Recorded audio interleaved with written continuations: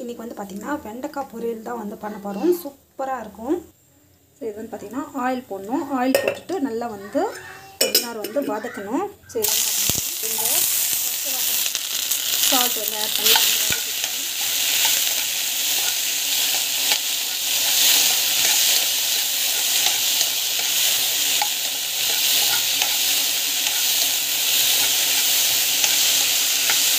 இந்த பச்சை வாசம் போகிற வரைக்கும் அந்த ஜிடிஜிட்டாக இருக்குல்ல பாருங்கள், இந்த மாதிரி ஒரு மாதிரி குழப்பம் வந்து போயிடும். இந்த மாதிரி நல்லா வதக்கினீங்கன்னா இது வந்து பார்த்திங்கன்னா அந்த பச்சை வாசம் போகிற வரைக்கும் நல்லா வந்து வதங்கிக்கும்.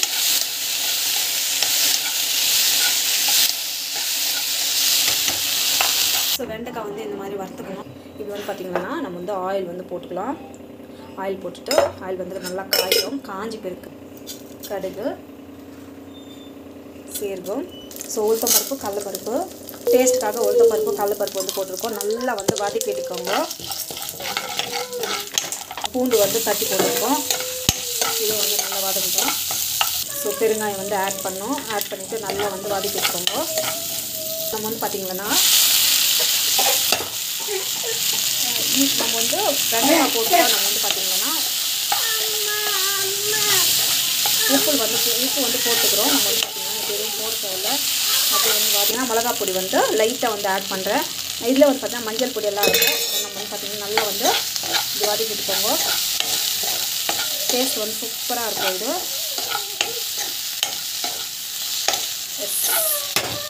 பார்த்திங்கன்னா சிம்மில் வச்சுட்டு அப்படியே வந்து க்ளோஸ் பண்ணி வச்சுருங்க. ஒரு 5 மினிட்ஸு க்ளோஸ் பண்ணி வச்சுருங்க.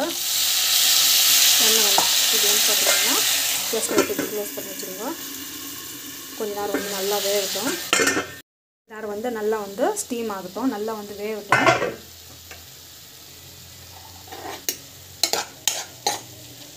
ஸோ உப்பு பத்தலைன்னா உப்பு வந்து ஆட் பண்ணிக்கோங்க. இது வந்து பார்த்திங்கன்னாக்கா இது வந்து தேங்காய் அப்புறமா கடலைப்பருப்பு ரெண்டுத்தையும் வந்து மிக்சியில் போட்டு கொஞ்சம் குறைப்பாக வந்து அரைச்சி வச்சுருக்கேன். இது வந்து பார்த்திங்கன்னா கொஞ்ச நேரம் வெந்த பிறகு ஸோ இது வந்து பார்த்திங்கன்னா ஜஸ்ட் அப்படியே வந்து இப்படி துருவி விட்டு வந்து பார்த்திங்கன்னா ஸ்டீம் ஆச்சுன்னா சூப்பராக இருக்கும் டேஸ்ட்டு. ஸோ கொஞ்ச நேரம் வந்து இப்படியே வெந்த பிறகு நம்ம வந்து பார்த்திங்கன்னா உப்பு வந்து பத்தலைன்னா உப்பு வந்து ஆட் பண்ணிக்கோங்க. ஸோ இது வந்து பார்த்திங்கன்னா கலக்கி விடுறது வேணால். கலக்கி விட்டிங்கன்னா அது வந்து பார்த்திங்கன்னா அடி பிடிச்சிடும். தேங்காய் வந்து அடி பிடிக்கும். நம்ம வந்து பார்த்திங்கன்னா அது வந்து அதோட எசன்ஸ் வந்து இதில் இறங்கிறதுக்காக நம்ம பார்த்திங்கன்னா பண்ணியிருக்கோம். டேஸ்ட் வந்து செம்மையாக இருக்கும்.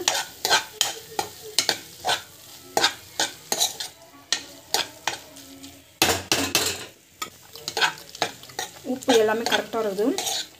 டேஸ்ட்டு வந்து சூப்பராக இருக்குது. அப்படியே வந்து க்ளோஸ் பண்ணி வச்சிடலாம். நம்ம வந்து பார்த்திங்கன்னா சப்பாத்தி வந்து தேய்ச்சி போகிறோம். இந்த மாதிரி வந்து பண்ணிக்கணும்.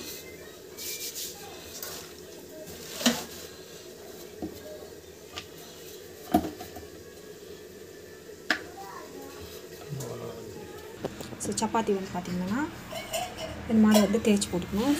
இதெல்லாம் ஃபோல்ட் பண்ணிவிட்டு ஸோ தட் நம்மளுக்கு வந்து பார்த்திங்கன்னா லேயர் சப்பாத்தி வந்து கரெக்டாக வரும். ஸோ சப்பாத்தி வந்து பார்த்திங்கன்னா சூப்பராக வந்து ரெடி இருக்குது. இது வந்து இப்படி போடுறதுனால என்ன ஆகும்னாக்கா நம்மளுக்கு வந்து சாஃப்டாக வந்து சப்பாத்தி ஆகும்.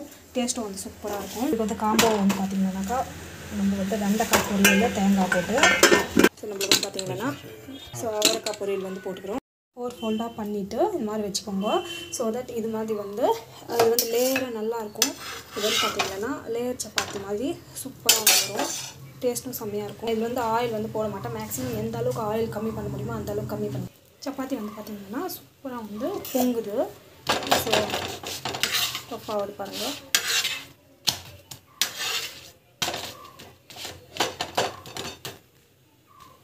இதே மாதிரி எல்லா சப்பாத்தியும் வந்து செஞ்சுக்கலாம்.